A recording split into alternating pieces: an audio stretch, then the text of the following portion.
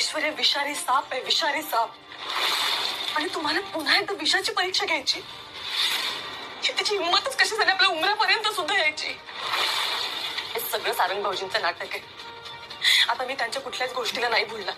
मला माहितीये ना आई, आतापर्यंत आपल्या घरातली एकही वस्तू इकडची तिकडे झाली नाही.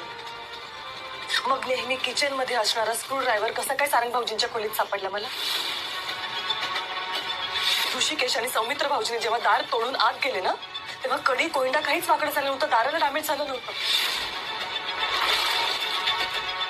खिळे निखळले होते आई, सैल झाले होते.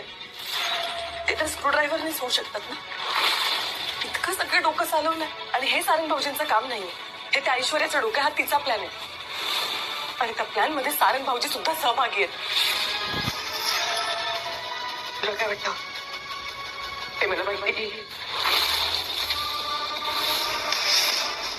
काय ऐश्वर्या आणि सारंग आपल्याला फसवतायत, नाटक करतायत, हे मला माहिती आहे.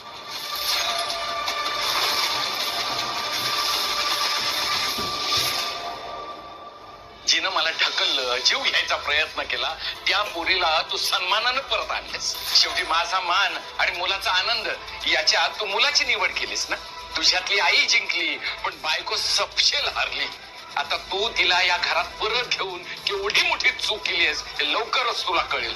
जे आपलं ठरलंय ना तेच करायचं. कितीही कठीण असलं तरी हे नाटक करावंच लागणार. कारण ती ऐश्वर्या चलाक आहे. तिला लगेच कळेल आपण दोघे एकत्र मिळून सारंग भाऊजींच्या आयुष्यातून तिला दूर करायचा प्रयत्न करतो.